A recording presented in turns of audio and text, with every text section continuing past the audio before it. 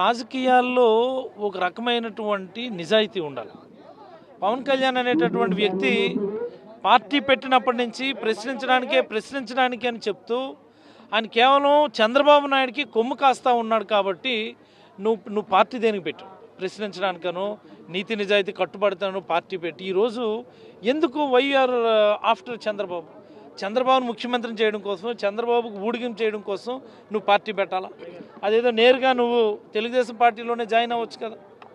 లేదనుకుంటే పార్టీని అందులో విలీనం చేయి. నేను అనుకుంటున్నాను ఈ ఎన్నికల తర్వాత ఖచ్చితంగా జనసేన పార్టీ అనేది తెలుగుదేశం పార్టీలు విలీనం అయిపోతుందని నేనైతే భావిస్తాను. ఇప్పుడు చంద్రబాబు నాయుడు మీకు పోటీ కాదనుకుంటున్నారు, ఓన్లీ పవన్ కళ్యాణ్ పోటీ అనుకుంటున్నారు. అసలు మీరు ఒక విషయం మీరు గుర్తుపెట్టుకోవాలా, వైఎస్ఆర్ కాంగ్రెస్ పార్టీగా దమ్ము ధైర్యం అన్నీ ఉన్నాయి కాబట్టి మేము ఎవరితో కూడా పొత్తులు లేకుండా సింగిల్ పార్టీగా మేము ఎన్నికల్లో నిలబడతాము.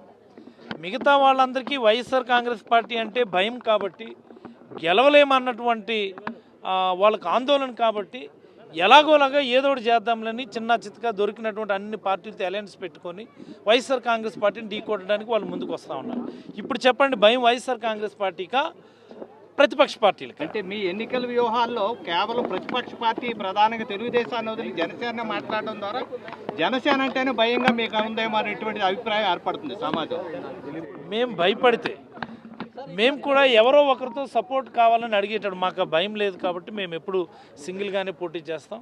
వాళ్ళకి అవకాశం లేదు, భయము ఆందోళన కాబట్టి అందరూ కలిసికట్టుగా జగన్మోహన్ రెడ్డి గారు అనేటటువంటి ఒక సింహాన్ని ఎదుర్కోవడానికి వాళ్ళు ముందుకు వస్తూనే ఉన్నారు. ఒక 3 రోజుల క్రితం కోర్టు ఇచ్చినటువంటి రూలింగ్, ఆ కార్యాలయాలు ఏవి తరలించకూడదు అని ఇంటరిమ్గా ఒక రూలింగ్ ఇవ్వటం జరిగింది.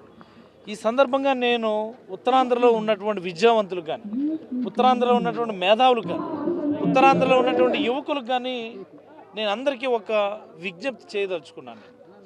మనకి స్వాతంత్రం వచ్చి 70 సంవత్సరాలు అయింది, ఆంధ్ర రాష్ట్రం ఏర్పడి 65 సంవత్సరాలు అయింది.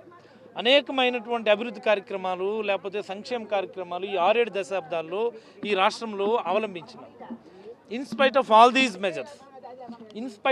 దీస్ మెజర్స్ ఉత్తరాంధ్రలో ఉన్నటువంటి 3 జిల్లాలు కూడా ఇతర జిల్లాలతో పోటీ పడలేక ఉపాధిలో కానీ, ఉద్యోగాల్లో కానీ, విద్యావకాశాల్లో కానీ వెనుకబడిపోవడం మనందరం కూడా చూసాం.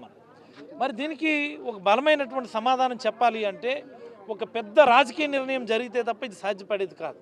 దానికోసమని ఈరోజు జగన్మోహన్ రెడ్డి గారు విశాఖపట్నాన్ని పరిపాలనా రాజధానిగా డిక్లేర్ చేసి ఇక్కడి నుంచే పరిపాలన చేసి ఈ ప్రాంతాన్ని అభివృద్ధి చేసి ఈ ప్రాంత ప్రజల ఆస్తులకు విలువ పెంచి ఈ ప్రాంతంలోనే విద్య, ఉపాధి, ఉద్యోగ అవకాశాలు కల్పించాలన్నటువంటి ఒక లక్ష్యంతో పనిచేస్తూ ఉన్నారు.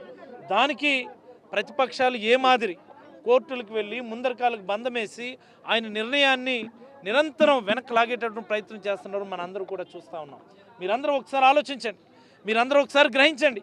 ఉత్తరాంధ్ర మీద నిజంగా ప్రేమ ఉండి మన ప్రాంత ప్రజలకు మంచి చేయాలనే ఉద్దేశంతో జగన్మోహన్ రెడ్డి గారు పనిచేస్తూ ఉంటే మన ప్రాంత ప్రజల మీద పగతో, మన ప్రాంత యువకుల మీద కక్షతో ఈరోజు ప్రతిపక్ష పార్టీలు పనిచేస్తూ ఉన్నాయి. ఒకసారి గ్రహించమని కోరుతా ఉన్నాం.